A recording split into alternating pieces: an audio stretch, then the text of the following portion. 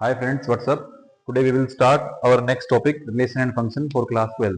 In this topic we will discuss first of all some basic concept, that is Cartesian product of two sets A and B. तो A और B का जो हम Cartesian product लेंगे वो कैसे होगा, उसमें क्या आएंगे, ऑर्डर्ड पेयर आएंगे। इसको क्या बोलेंगे हम, ये क्या है, ये ऑर्डर्ड पेयर है। क्या है ये, एक ऑर्डर्ड पेयर है। इसमें जो फर्स्ट एलिमेंट है वो कहाँ से आएगा, डोमेन से आएगा। सेकंड एलिमेंट वो कहाँ से आएगा, अब यहाँ पे मैं इसको कोडोमेन बोल रहा हूँ, ये बी जो है यहाँ पे कोडोमेन है, क्योंकि हमने एक रोज बी डिफाइन किया है। लेकिन अगर मैं एक रोज बी का कोई सबसेट लिखूं, जैसे मान लीजिए मैं लिखूं 1, x, तो यहाँ पे ये रेंज बन जाएगी।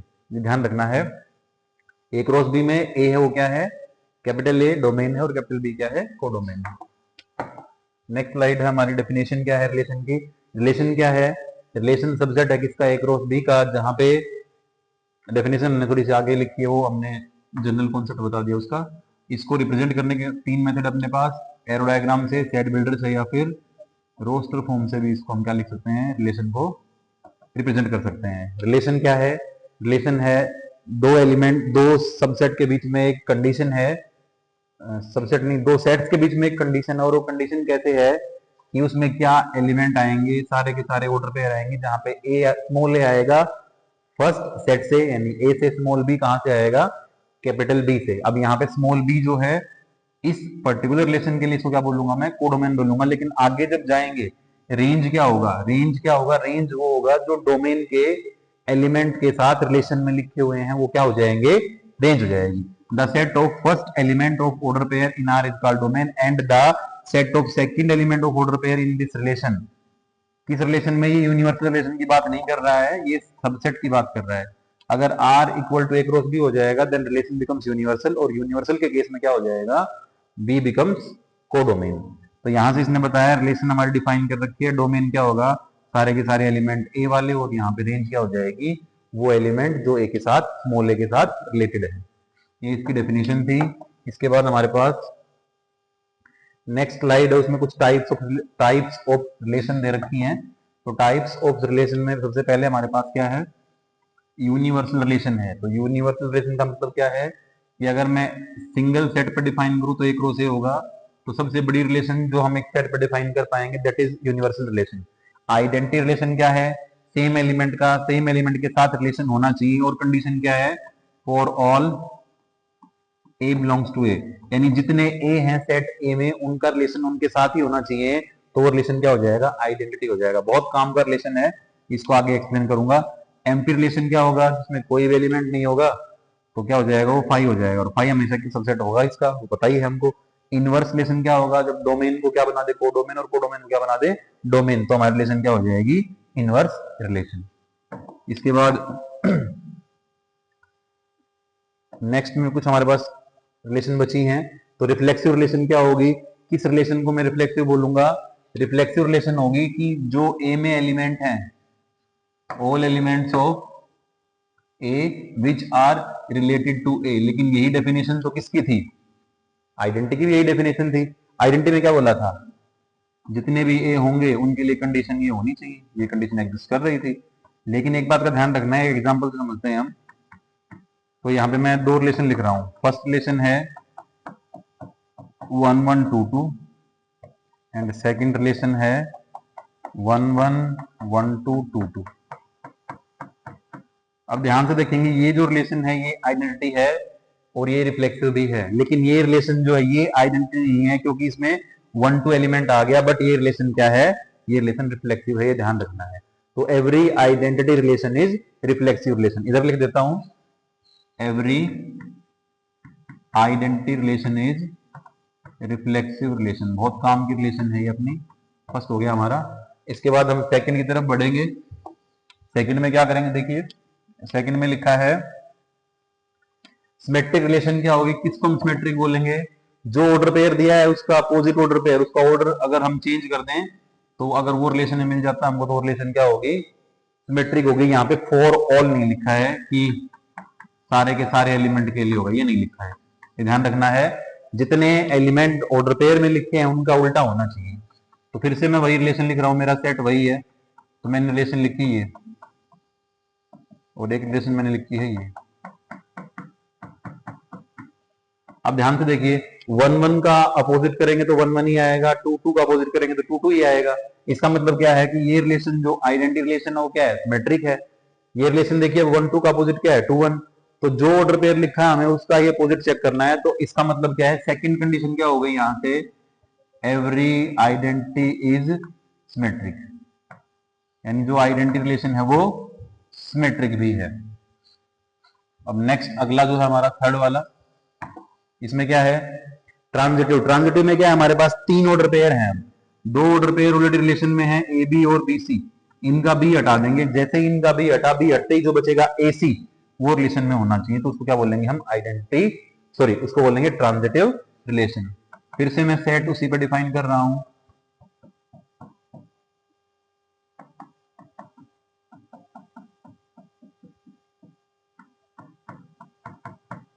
ये दो रिलेशन हम चेक कर रहे हैं। अब देखिए इसमें अगर मान लीजिए मैं वन वन को 3 बार लिख दूं तो कोई फर्क पड़ेगा इससे, कोई फर्क नहीं पड़ेगा। ये ए बी हो गया, ए बी सी हो गया, ए सी हो गया, जो बचा हो। तो इसका मतलब एवरी, थर्ड क्या आ गया, एवरी आइडेंटिटी इज ट्रांजिटिव। ये भी ठीक है, यहां तक आइडेंटिटी रिलेशन हो गया, होगी ट्रांजिटिव भी होगी। अब इसमें एक बात का ध्यान ये भी रखना है, ये तो डेफिनेशन हो गई किसकी, कि ट्रांजिटिव होगी। लेकिन अगर मान लो ये हमारे पास यही ना हो, तो A B B C belong ना करे रिलेशन से, तो ए सी भी बिलोंग नहीं करेगा रिलेशन से। तो इस कंडीशन में भी रिलेशन क्या होगा, ट्रांजिटिव होगा, ये याद रखना है। A B B C belong नहीं कर रहा रिलेशन से, तो ए सी भी नहीं करेगा। इसका मतलब क्या होगा, ये रिलेशन क्या होगा, ट्रांजिटिव होगा। बेस्ट एग्जांपल क्या है, x is wife of y. ये एग्जांपल बेस्ट है। इसमें देखिए फर्स्ट कंडीशन सेटिस्फाई होगी, ये सेटिस्फाई नहीं होगी। अगर ये सेटिस्फाई इन दोनों में से नहीं हो रही है तो ये भी सेटिस्फाई नहीं होगी, तो दो रिलेशन क्या हो जाएगी हमारी। अब आइडेंटिटी रिलेशन का याद रखना है। मैंने आइडेंटिटी रिलेशन को क्या लिखा है, आइडेंटिटी रिलेशन रिफ्लेक्सिव भी है, सिमेट्रिक भी है और ट्रांजिटिव भी है, याद रखना है। अगली स्लाइड में काम आएगा हमको। Identity relation is reflexive, symmetric and transitive. तो इक्विवेलेंस रिलेशन किसको बोलेंगे, कौन सी रिलेशन इक्विवेलेंस होगी, जो रिलेशन क्या होगी, रिफ्लेक्सिव होगी, सिमेट्रिक होगी और ट्रांजिटिव होगी, उस रिलेशन को क्या बोलेंगे हम, इक्विवेलेंस रिलेशन। तो ये इक्विवेलेंस को उसी कंडीशन लिख रखी है, किसी कंडीशन है, ये रिफ्लेक्सिव की कंडीशन है, ये किसी कंडीशन है, सिमेट्रिक की कंडीशन है, ये किसी कंडीशन है, ट्रांजिटिव की कंडीशन है। अगर तीनों रिलेशन किसी रिलेशन में एग्जिस्ट कर रही हैं तो आर इक्विवेलेंस हो जाएगा। तो आइडेंटिटी रिलेशन जो है हमारी क्या हो जाएगी, identity relation is an equivalence relation. Directly पूछ सकता है कि कौन सी रिलेशन है जो इक्विवेलेंस हो जाएगी, that is identity relation is an equivalence relation. और भी रिलेशन हो सकती है, मैंने एक रिलेशन की डेफिनेशन को डिस्कस किया है, ठीक है। इसके बाद बढ़ते हैं नेक्स्ट स्लाइड में। इसका हमारा अगला है, ये भी बहुत जगह कई बार एमसीक्यू नाम पूछ लेता है, एंटी सिमेट्रिक रिलेशन क्या होती है। भाई सिमेट्रिक तुमको पता लग गया, सिमेट्रिक क्या होती है, ए बी अगर रिलेशन में है तो बी ए बी रिलेशन में होना चाहिए, तो रिलेशन क्या होती है, सिमेट्रिक। लेकिन एंटी सिमेट्रिक में क्या है, अगर किसी नॉन एम्प्टी सेट पे हम डिफाइन कर रहे हैं इस रिलेशन को, तो इसी कंडीशन क्या है कि ए बी अगर रिलेशन में होगा तो बी ए रिलेशन में नहीं होगा। यहां पे सिमेट्रिक में था कि ए बी रिलेशन में है तो बी ए बी रिलेशन में है, लेकिन एंटी सिमेट्रिक में क्या है कि अगर ए बी रिलेशन में है तो बी ए रिलेशन में नहीं होगा, ये ध्यान रखना है। उसके बाद दूसरी डेफिनेशन है, ये जो मैंने ऐड करके लिखा है, एक डेफिनेशन और भी है इसकी।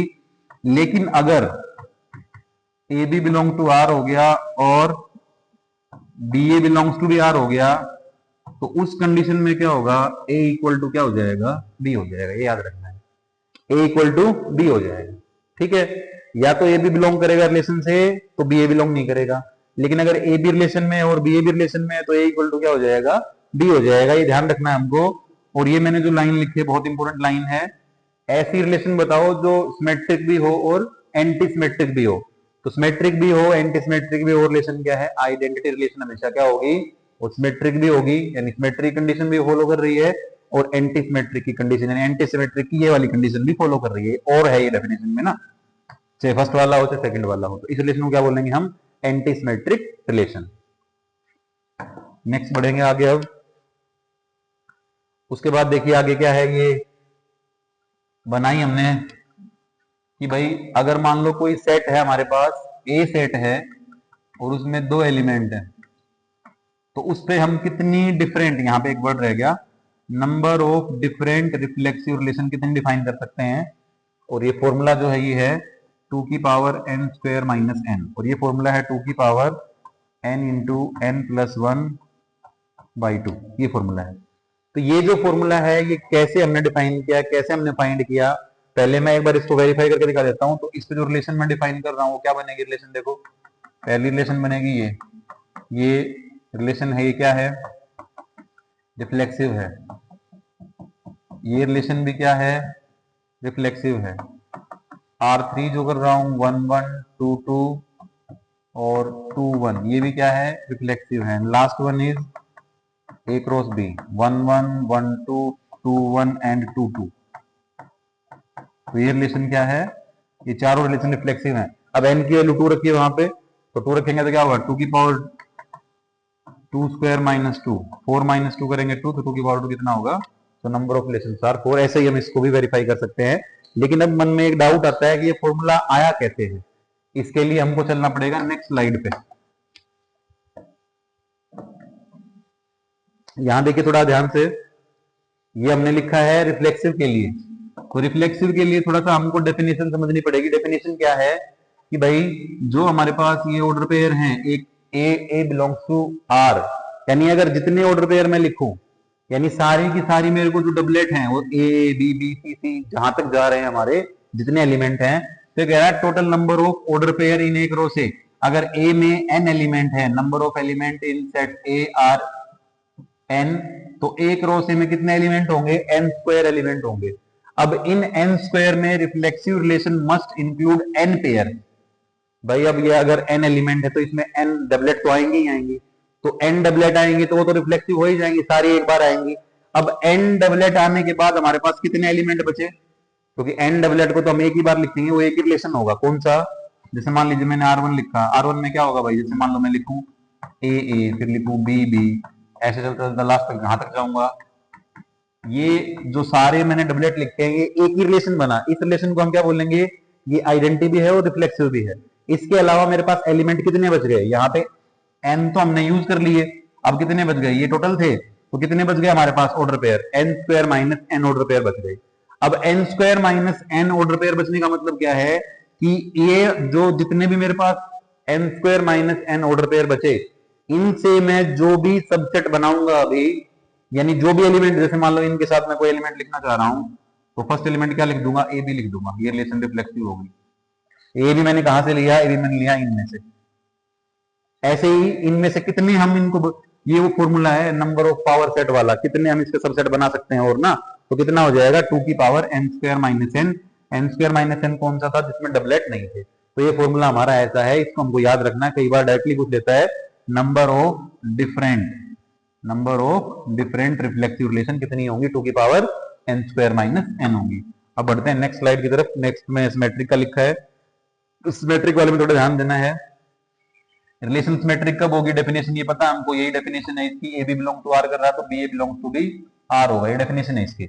अब यहाँ पे एक रो से में देखिए क्या क्या आएगा, इसमें देखो एन डायगोनल पेयर आएंगे। डायगोनल का मतलब वही जैसे डाई को थ्रो करते थे ना 10th क्लास में, 1 1 2 2 3 3, तो यहाँ पे 1 1 आता था, यहाँ 2 2 आता था, यहाँ 3 3 आता था, ऐसे ही करके यहाँ 6 6 आता था। ऐसे ही इसमें भी क्या है, डबलेट्स बनेंगी। तो कह रहा है वो जो डायगोनल पेयर हैं उनको तो रख लो, क्योंकि वो हर डायगोनल पेयर क्या करेगा, एक सिमेट्रिक रिलेशन बनाएगा।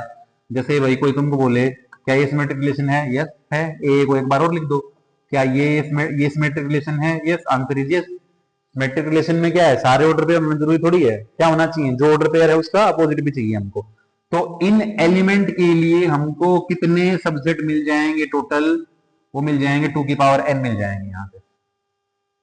और उसके बाद अपने पास एलिमेंट कितने बचेंगे भाई, एलिमेंट तो बचेंगे मेरे पास एन स्क्वायर माइनस एन बचेंगे, जैसे रिफ्लेक्सिव में बचे थे। लेकिन दिक्कत ये है, जैसे मान लो मैंने एक एलिमेंट लिया 1 2, तो 1 2 अगर है तो उसका उल्टा एलिमेंट तो हो ही जाएगा रिलेशन में 2 1, जब ये रिलेशन क्या होगी, सिमेट्रिक होगी। मान लो मैंने लिया 3 2 लिया, तो 3 2 का उल्टा क्या हो जाएगा, 2 3, वो भी रिलेशन में हो जाएगा। इसका मतलब जो एलिमेंट मैंने लिए उसका आधा करना पड़ेगा। उसका आधा क्यों किया है, क्योंकि एक एलिमेंट आ रहा है तो दूसरा एलिमेंट तो क्या करेगा, कंडीशन को फॉलो करने के लिए आएगा ही आएगा। तो मेरे पास एलिमेंट हो गए हाफ। अब 2 की पावर n तो मैंने यहां से डिफाइन किए, और 2 की power n square minus n by 2 मैंने यहां से डिफाइन किए। अब मल्टीप्लाई करूंगा, इनकी मल्टीप्लाई करूंगा तो क्या आ जाएगा, 2 की power n square plus n by 2, ये क्या हो गया हमारा डिफरेंट सिमेट्रिक रिलेशन का फॉर्मूला होगा, बहुत ध्यान से इसको करना है, number of different symmetric relation. अब हमारे पास तीसरा फॉर्मूला है, किसी के मन में भी आ सकता है कि भाई तीनों का हो गया, लेकिन अपने पास कोई फॉर्मूला नहीं है to show a relation that is transitive. Transitive का हमारे पास कोई फॉर्मूला नहीं है, हमारे पास रिफ्लेक्सिव का है और किसका है, सिमेट्रिक का है। अब उसके बाद बात करते हैं आगे, एक फंक्शन जो है, फंक्शन की डेफिनेशन क्या थी, लास्ट वीडियो जो हमने डिस्कस की थी क्लास 11th के लिए, उसमें डिस्कस किया था फंक्शन की डेफिनेशन। फंक्शन क्या है, दो नॉन एम्प्टी सेट है, और अगर दो नॉन एम्प्टी सेट हैं तो एक मैपिंग है फंक्शन, कहां से कहां, ए से बी पे, जहां पे डोमेन का हर एलिमेंट क्या है, रिलेटेड है किससे, को डोमेन के एलिमेंट से रिलेशन, और कैसे रिलेटेड है, यूनिकली रिलेटेड है, ये हमने डिस्कस कर लिया था। फिर मैं इसको एक बार डायग्राम से बता दूंगा। एलिमेंट जो एसोसिएट कर रहा है किसके साथ, बी के एलिमेंट के साथ, तो उसको हम क्या लिखेंगे, y is equal to f x. तो ये एलिमेंट डोमेन का, ये किसका है, ये को डोमेन का एलिमेंट है, ठीक है। फिर हमने इक्वल फंक्शन को डिस्कस किया था कि फंक्शन इक्वल कब होंगे, जब उनके डोमेन को डोमेन बराबर होंगी, और एफ एक्स और जी एक्स बराबर होगा किसके लिए, उनकी कॉमन डोमेन के लिए, हमने डिस्कस किया था लास्ट वीडियो में। उसके बाद डोमेन की डेफिनेशन क्या है, सेट ए को हम डोमेन बोलेंगे, सेट बी को क्या बोलेंगे, को डोमेन, और सेट जो एफ एक्स है जहां पे एक्स ये बिलोंग्स टू आएगा, belongs to A for all images of element of is called range. ये रेंज आ गई, रेंज का मतलब क्या है, कितने एलिमेंट ए के एलिमेंट के साथ रिलेटेड हैं। कंडीशन फंक्शन की याद रख लो, सारे के सारे डोमेन के एलिमेंट होने चाहिए, ऑल एलिमेंट्स ऑफ डोमेन होने चाहिए, और रिलेशन कैसा होना चाहिए, यूनिक होना चाहिए। डायग्राम बना देता हूं मैं, मान लीजिए एलिमेंट 1 2 3 है, यहाँ पे एलिमेंट है 4, ये फंक्शन है, yes it is a function, domain के सारे एलिमेंट रिलेटेड हैं, इमेज है वो क्या है, यूनिक है, डोमेन का कोई एलिमेंट बचे नहीं, और डोमेन के किसी भी एलिमेंट की एक से ज्यादा इमेज ना हो, तो वो क्या हो जाएगा, हमारा फंक्शन हो जाएगा। Now moving to next slide. Next slide अपनी types of function. Types of function देखिए मैंने दो ही लिखे हैं, लेकिन अपने पास टाइप्स ऑफ फंक्शन तो बहुत हैं, 11th में थे, उनको हम 11th में डिस्कस कर चुके हैं। दो और हैं इसमें, एक तो है मैनी वन और दूसरा है इनटू। मैनी वन जो वन वन ना हो, और ऑन इनटू जो ऑन टू ना हो, इनकी डेफिनेशन को डिस्कस करेंगे आगे अभी हम। तो डेफिनेशन ऑफ वन वन को थोड़ा ध्यान से देखना है। वन वन फंक्शन की डेफिनेशन क्या है, डोमेन के जो एलिमेंट हैं, अब फंक्शन की डेफिनेशन थोड़ा सा अलग हो गए हम, डोमेन के जो एलिमेंट हैं उनकी जो इमेज है वो डिफरेंट है, तो डोमेन के एलिमेंट भी डिफरेंट है। कंडीशन क्या है, डिफरेंट एलिमेंट, ये लिखा है डिफरेंट एलिमेंट ऑफ ए है और डिफरेंट इमेजेस इन बी। अगर एलिमेंट डिफरेंट है तो उनकी इमेज भी क्या होगी, डिफरेंट होगी। लेकिन फंक्शन में क्या था, एलिमेंट डिफरेंट है लेकिन उनकी इमेज क्या हो सकती थी, सेम हो सकती थी, लेकिन इस केस में सेम नहीं है, इसलिए this function is one one, और इसका नाम इंजेक्टिव, इंजेक्शन है या इंजेक्टिव है। ये फंक्शन क्या है, हमारा इनपुट फंक्शन हो गया, एक टाइप में हमने इनपुट डाली, उसके बाद हमको आउटपुट मिली। तो यहाँ पे कंडीशन क्या है इसको शो करने की, दिखाएंगे कैसे। यहाँ पे कंडीशन है डिफरेंट एलिमेंट वाली, तो ये है डिफरेंट एलिमेंट हमने लिए डोमेन के दो, x1 is not equal to x2, two different element, then their image will be different, f of x1 is not equal to f of x2 for all x1 x2 belongs to a। ये condition हमारी define है। इसकी दूसरी condition भी है, दूसरी में क्या है, दूसरे में इसको उल्टा बोलेंगे, अगर इमेज सेम है, if two element have same image then these elements are equal. दोनों तरीके से इसका प्रूफ पॉसिबल है, आप चाहे इससे करें चाहे इससे करें, कोई दिक्कत नहीं है, दोनों प्रूफ सही हैं। लेकिन अगर इक्वल इमेज वाला करेंगे तो पहले इमेज बराबर दिखाएंगे और फिर एलिमेंट को बराबर शो करेंगे। डिफरेंट का करेंगे तो एलिमेंट को डिफरेंट दिखाएंगे, फिर इमेज को भी डिफरेंट दिखाएंगे। स्टेप्स जो मैंने लिए हैं कैसे इसको शो कर सकते, देखिए मैंने फर्स्ट वाले की स्टेप ले ली है कि दो एलिमेंट लिए हमने, दोनों की इमेज बराबर है तो दोनों एलिमेंट भी क्या होंगे, बराबर होंगे, और इससे हमको x1 x2 बराबर मिल जाएगा, तो फंक्शन हमारा क्या हो जाएगा, 1 1 हो जाएगा।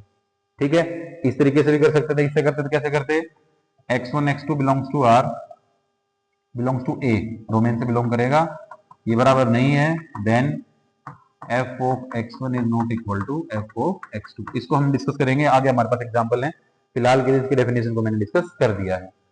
ये ध्यान रखना है, डिफरेंट एलिमेंट का इमेज क्या होगा, डिफरेंट होगा। उसके बाद अपने पास 1 1 के बाद हमारे पास ग्राफ है, 1 1 फंक्शन का ग्राफ बना रखा है, इसको हम देख सकते हैं। एक्स क्यूब जो है ये फंक्शन लिखा है, ये पासिस कर रहा है, पासिस हॉरिजॉन्टल लाइन टेस्ट, 1 1 के लिए टेस्ट होता है हॉरिजॉन्टल लाइन टेस्ट, ये वाला ऐसे वाला। फिलहाल उसको डिस्कस करने की जरूरत नहीं है, हमको ये पता होना चाहिए फंक्शन 1 1 है या नहीं, डेफिनेशन हमको पता ही लग गया। ये बस मैंने एक एग्जांपल निकाला था कि भाई एक एग्जांपल हम ऐसा ले लें जिसमें हमारे पास क्या हो 1 1, और तुमको दिख भी रहा है अगर मैं इसकी डोमेन कुछ लूं r से r ले लूं मान लो, तो कोई वैल्यू तुम पुट कर लो यहाँ पे, तुमको उसकी जो इमेज हो क्या मिलेगी, डिफरेंट मिलेगी in each and every case for real. अब उसके बाद दूसरी डेफिनेशन है किसकी, अच्छा इसमें इसी में एक बात बता देते हैं, अगर मान लो फंक्शन 1 1 नहीं है, इन कंडीशन को फॉलो नहीं कर रहा और फंक्शन है, देखिए फंक्शन है लेकिन 1 1 नहीं है, तो क्या है वो है मैनी वन,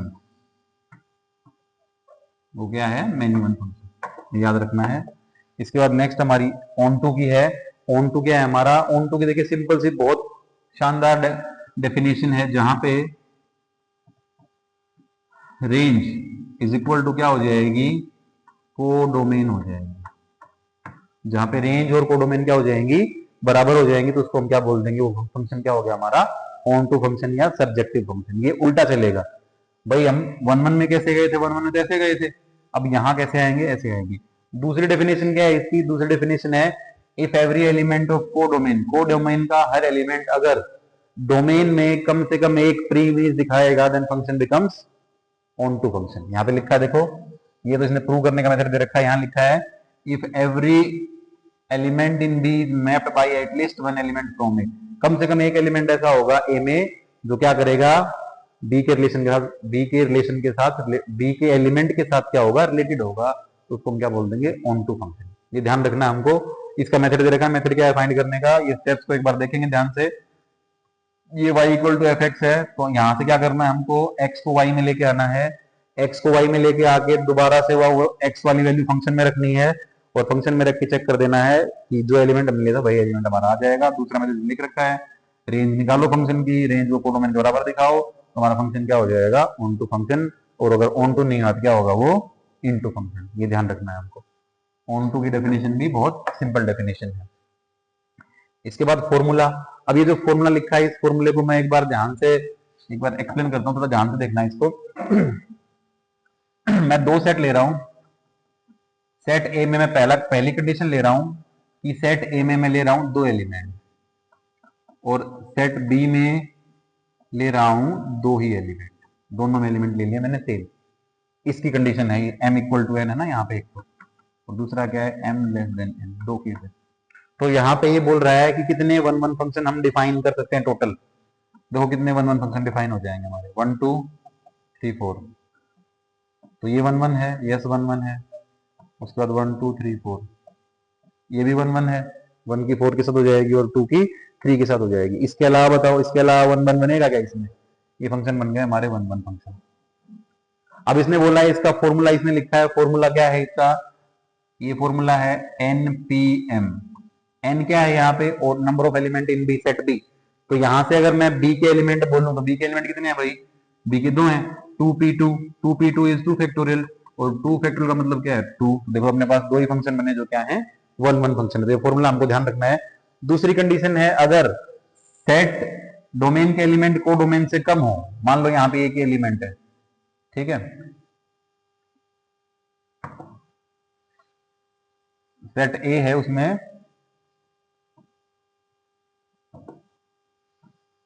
सेट ए है उसमें एक एलिमेंट है, सेट बी में 2 एलिमेंट है, तो जो रिलेशन में डिफाइन करूंगा 1 2 3 यही होगा, या दूसरा क्या होगा, दूसरा ये होगा। अब ये देखो दोनों के दोनों रिलेशन क्या है, 1 1 तो है ही ना भाई, डोमेन का हर एलिमेंट क्या है, वो डोमेन से रिलेटेड है, डिफरेंट एलिमेंट की इमेज क्या डिफरेंट है, इसका मतलब हमारे पास यहाँ भी क्या ही आंसर आएगा 2। तो एक बात का ध्यान रखना है, अगर डोमेन के एलिमेंट को डोमेन के एलिमेंट के बराबर है या उससे कम है, तो नंबर ऑफ 1 1 फंक्शन क्या होगा, npm, ये ध्यान रखना है। लेकिन अगर उल्टा हो जाए तो m ग्रेटर देन हो जाए, तो जैसे कि ये लिखा हुआ है इस कंडीशन में, ये कंडीशन मान लो यहां भी हो तो m ग्रेटर देन हो, तो अब ग्रेटर देन का केस लेंगे, तो ग्रेटर देन के केस में देखो क्या होगा, जो ग्रेटर देन का केस लेंगे, अब a में क्या करेंगे, a में 2 एलिमेंट ले लेंगे और b में एक एलिमेंट ले लेंगे 3। अब बताओ यहां से रिलेशन जो डिफाइन करोगे, ये रिलेशन डिफाइन करके दिखाओ। अब तुम कहोगे ये हो गया, ये फंक्शन तो नहीं बना, फंक्शन तो बन गया, लेकिन देखो 1 की इमेज भी 3 आ गई और 2 की इमेज भी 3 आ गई, भाई 1 की इमेज भी 3 है, 2 की इमेज भी 3 है, लेकिन 1 1 तो क्या बोलता है, अगर एलिमेंट डिफरेंट तो इमेज भी क्या होनी चाहिए, डिफरेंट होनी चाहिए, लेकिन ये कंडीशन तो फॉलो नहीं हो रही। तो अगर इस केस में हमारे पास एक केस और ऐड कर दो, इसमें m ग्रेटर देन n होगा तो number of one one function होंगे 0, यानी एक भी वन वन फंक्शन में डिफाइन नहीं कर पाऊंगा। कब? जब डोमेन के नंबर ऑफ एलिमेंट को डोमेन से क्या होंगे, ज्यादा होंगे। लेस देन इक्वल टू पे तुमको दिख गया है, लेस देन इक्वल टू पे क्या है, npm होगा, यानी जो कोडोमेन के एलिमेंट है वो ऊपर लिखेंगे और परमुटेशन लेंगे with number of elements of domain. अब उसका दूसरा है सर्जेक्टिव फंक्शन में क्या होगा भाई, ऑन टू फंक्शन में कंडीशन देखो क्या है, m greater than equal to n है। m greater than equal to n का मतलब क्या है कि जो हमारे पास डोमेन है उसमें जो एलिमेंट लिखा है, अब डोमेन का जो एलिमेंट है या तो क्या है, बराबर है, तो पहला केस ये ले लेते हैं 1 2, दूसरा लेते हैं 3 4। अब कोडोमेन की बात करेंगे हम 1 2 3 4। अब देखो यहां से ये फंक्शन हमारा क्या है, 1 1 है, सॉरी ऑन टू है, ये फंक्शन भी क्या है, ऑन टू है। उसका तो और डिफाइन कर सकते हैं 1 2 3 4 1 के साथ हो गया। अब ये भी क्या है, ये फंक्शन भी क्या है हमारा, ऑन टू है। इसके अलावा और कोई बचा है क्या भाई, 1 के साथ दोनों इमेज ले ली हमने, क्रॉस भी इमेज ले सकते हैं, क्रॉस इन द सेंस कि भाई यहाँ 1 2 यहाँ 3 4 है, ये भी क्या है हमारा ऑन टू फंक्शन है। ऑन टू की डेफिनेशन क्लियर है क्या, ऑन टू में कोडोमेन में कोई भी एलिमेंट नहीं बचना चाहिए जिसकी प्री इमेज ना हो, इसको प्री इमेज बोलते हैं। इधर की साइड क्या बोलेंगे, वापस आएंगे तो प्री इमेज, इधर से इधर जाएंगे तो इमेज, इधर से इधर वापस आएंगे तो प्री इमेज बोलेंगे। तो इस केस में हमारे पास ये फॉर्मूला थोड़ा ध्यान से देखना, बहुत अच्छा फॉर्मूला है। अब यहाँ पे k की वैल्यू कहां से लेनी है, 0 से लेके n तक लेनी है। n क्या है, number of element of set b। यहाँ पे number of element of set b कितने हैं, 2 हैं, तो यहाँ पे लिखेंगे summation k is from 0 to 2 -1 की पावर k। यहाँ पे क्या है, n c k, n की वैल्यू कितनी है, वहां पे 2 है, 2 c k n minus k, n की वैल्यू क्या है 2 है, और k और m की वैल्यू क्या है, यहाँ पे 2 है। इस फॉर्मूले को सोल्व करेंगे, एक बार k की वैल्यू 0 रखेंगे सारे में, फिर 1 रखेंगे सारे में, फिर 2 रखेंगे सारे में, और उसके अकॉर्डिंग इसको हम डिफाइन कर पाएंगे। लेकिन इसने m लेस देन n का केस दे नहीं रखा।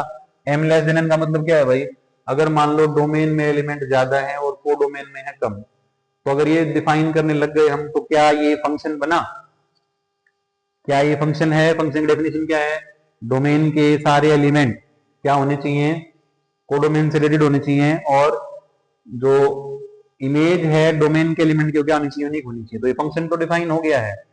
अब अगर मैं बात करूं यहाँ पे m is greater then n, ये वाला केस जो लिया इसने, इस केस में नहीं, ये केस हो गया m is less then n करना था हमको, ये m is less then n ना, ये तो सेम ही केस ले लिया हमने ना, सेम केस ले लिया। m is less then n करना है, यहाँ पे 2 एलिमेंट ले लेंगे, यहाँ 3 एलिमेंट ले लेंगे। अब कहेंगे यहाँ से अब बनाओ भाई फंक्शन, बन गया फंक्शन। ये फंक्शन ही नहीं बना। क्यों नहीं बना, क्योंकि एक एलिमेंट की 2 इमेज आ गई।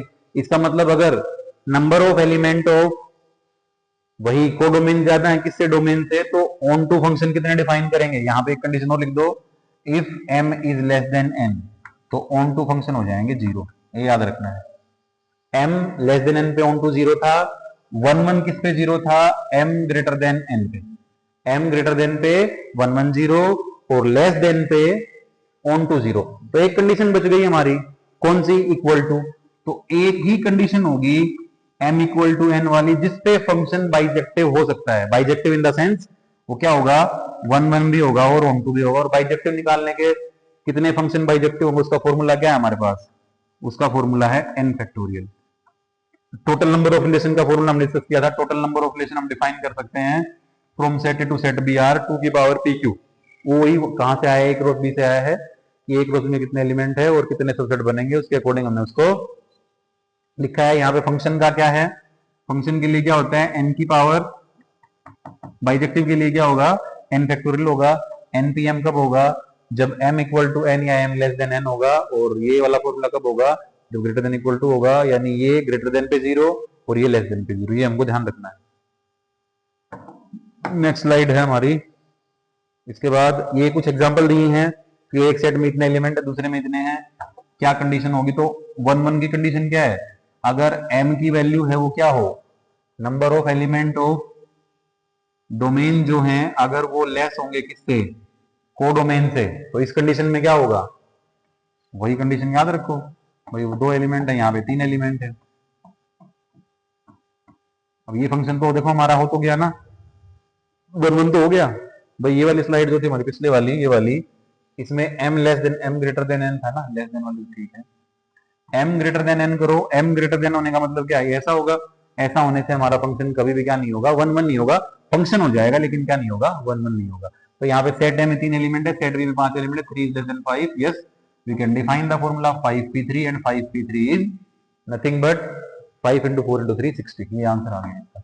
उसके बाद ऑन टू का केस है, ऑन टू में 4 एलिमेंट यहाँ है, 2 एलिमेंट यहाँ है, डोमेन यानी ये m है, ये n है, m is greater then n, ये लिखा है ना, m इज, ये लिखा है स्लाइड में ना, m is greater than equal to n, यानी लेस देन पे तो 0 हो जाएगा, तो ग्रेटर देन पे क्या होगा, फॉर्मूला क्या है हमारा, समीशन, वैल्यू कहां से लेंगे हम, ये फॉर्मूला लिख रखा है ना, इसने ये डिफाइन करके लिख रखा है, एक्सपेंड करके लिख रखा है, वैल्यू कहां से लेंगे, फ्रॉम k की वैल्यू लेंगे कहां से, 0 से, 0 से लेके कहां तक लेंगे, n तक, n क्या है, number of element of set b, और फिर क्या करेंगे यहाँ पे, -1 की पावर क्या होगी, ये लिखा है -1 की पावर k, फिर क्या होगा nck, फिर क्या होगा n माइनस के और उसकी पावर m हो जाएगी 4।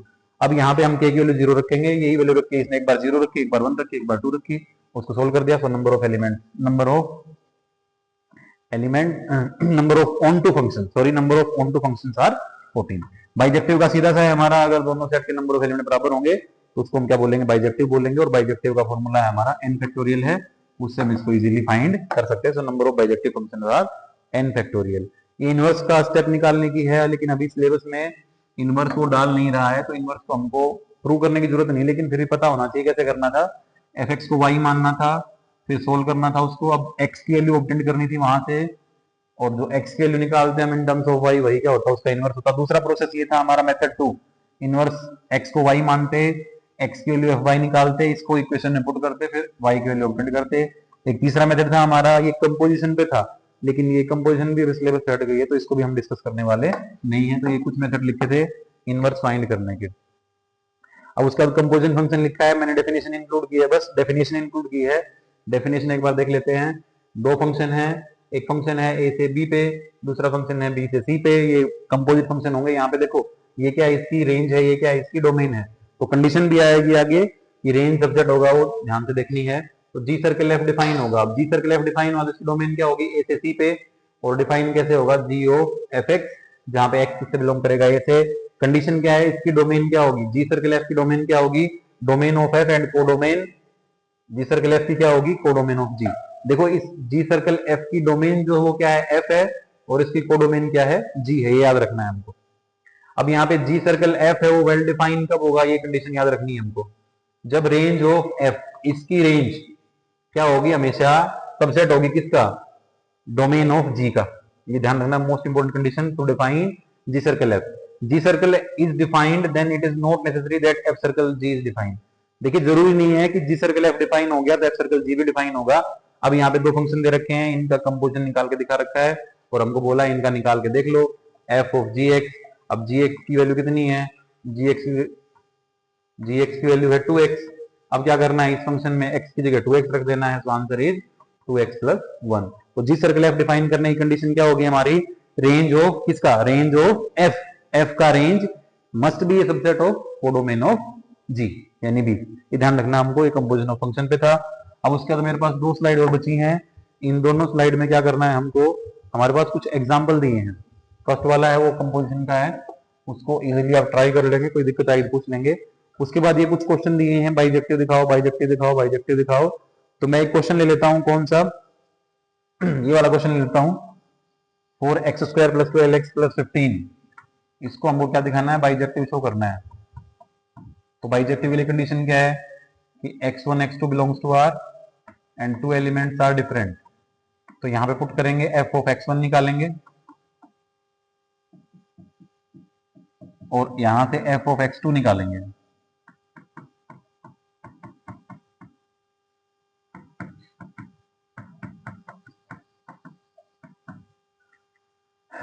अब यहां से देखिए 15 तो कैंसिल आउट हो ही जा रहा है, इसको इधर ले आएंगे, सिंप्लीफाई करके लिखेंगे तो ऐसा हो जाएगा x1 - x2 not equal to 0।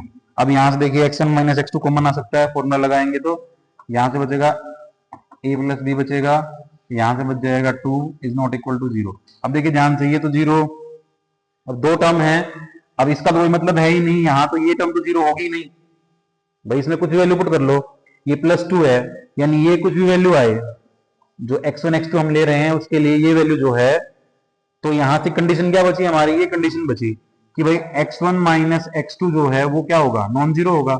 और नॉन जीरो होने का मतलब क्या है, ये कंडीशन हमारी हो गई। ये कंडीशन हमारी क्या जो हमने शुरुआत में अज्यूम की थी। इसका मतलब क्या है, डिफरेंट एलिमेंट का इमेज क्या होगा, डिफरेंट। तो ये फंक्शन हमारा क्या हो गया, this function is one one function. Onto के लिए क्या करेंगे, ऑन टू के लिए इस फंक्शन को y के बराबर मान लेंगे पहले, और y को लेके आएंगे हम कहाँ पे, एक तो मेथड ये होता है हमारा, दूसरा मेथड है इसको परफेक्ट स्क्वायर बना के भी सोल्व कर सकते हैं, सेम ही बात है, कोई फर्क नहीं पड़ता उससे। तो x की वैल्यू निकालेंगे यहाँ से minus B plus minus B square minus 4ac, quadratic formula, B square minus 4a और c, और नीचे हो जाएगा 2a। इसको सोल्व करेंगे तो x की वैल्यू आ जाएगी -12 प्लस माइनस, सोल्व करेंगे तो 144, और मल्टीप्लाई करेंगे तो यहाँ से 80 प्लस में 16y, ध्यान रखना है साइन का गड़बड़ नहीं करनी है। तो यहाँ से x की वैल्यू आ जाएगी -12 प्लस माइनस, यहाँ सोल्व करेंगे तो बचेगा 64 प्लस 16y, तो नीचे आ जाएगा 8, ऊपर से देखो 16 बाहर आ सकता है, 16 बाहर आएगा तो स्क्वायर रूट में 4 हो जाएगा, तो -12 प्लस -4, और रूट में यहाँ बचेगा 4 प्लस वाई, और नीचे बच जाएगा 8। इसको काट पीट के सोल्व करेंगे तो यहाँ से x की क्या वैल्यू आएगी, x की वैल्यू आ जाएगी यहाँ से -3 प्लस माइनस रूट में आ जाएगा y प्लस 4, और नीचे आ जाएगा 2। ये वैल्यू आ गई हमारी। अब देखिए दोबारा से ये वैल्यू किसकी आई है, ये वैल्यू निकली है, x की वैल्यू निकली है। अब इसी वैल्यू को क्या करेंगे, हम फंक्शन में पुट करेंगे। ऑन टू में क्या लिखा था, x को इन टर्म्स ऑफ y ले आओ, तो मैं x को ले आया इन टर्म्स ऑफ y। अब इसी वैल्यू को मैं इसमें रखूंगा, इस क्वाड्रेटिक में, तो मेरे को पता है अगर मैं क्वाड्रेटिक में इस वैल्यू को रखूंगा तो मेरे को तो वैल्यू मिलेगी दोबारा से, इससे रूट निकाला था मैंने। जब मैं इसको पुट करूंगा तो मेरे को दोबारा क्या मिलेगा, इस वैल्यू को fx में पुट करने के बाद, इस वैल्यू को fx में पुट करने के बाद मेरे को फिर से वही एलिमेंट मिलेगा जो एलिमेंट मैंने माना था। इसका मतलब क्या है, ये फंक्शन ऑन टू है, तो वन वन भी है और ऑन टू भी है। तो वन वन ऑन टू होने का मतलब क्या है, ये फंक्शन बाइजेक्टिव है। ओनली बाइजेक्टिव फंक्शन का इनवर्स हम निकाल सकते हैं। इनवर्स निकालने की हमको जरूरत नहीं है, लेकिन अगर लिखा है तो मैं इसमें इनवर्स निकाल के दिखा सकता हूँ। इनवर्स के लिए क्या करेंगे हम, इनवर्स के लिए फंक्शन जो दे रखा है हमारा, मेथड वही है जो हमने अभी लिखा था। क्वाड्रेटिक हमारी थी 4x² प्लस ये थी। अब इसको हम क्या करेंगे, यहाँ पे लिखेंगे let f inverse x equal to y, तो यहाँ से x की वैल्यू हो जाएगी f ऑफ y। अब f ऑफ y का मतलब क्या है, यहाँ सोल्व करेंगे x is equal to 4y² plus 12y plus 15।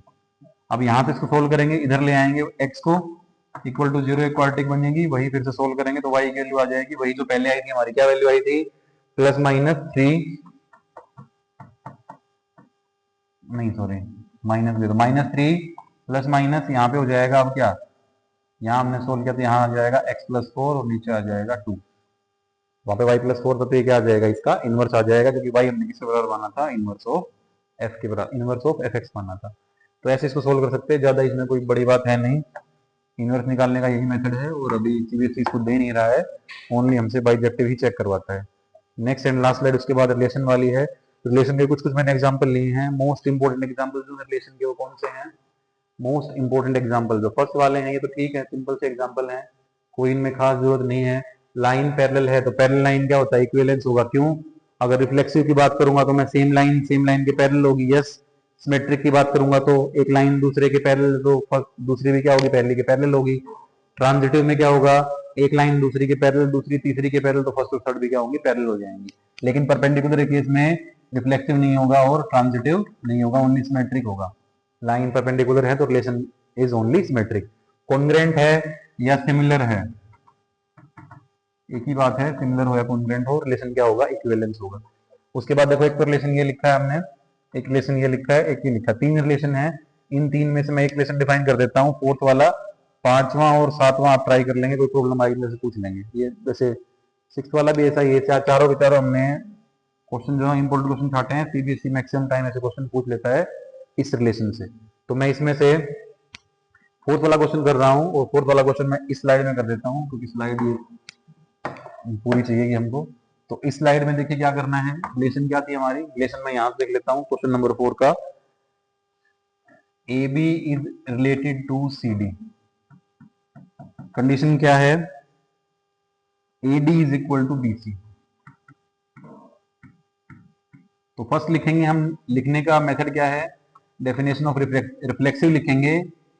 तो इसी में रिफ्लेक्टिव अगर बनाना चाहूं तो क्या बनाऊंगा, यहां से क्या होगा, ए बी रिलेटेड किसके होना चाहिए, ए बी के होना चाहिए।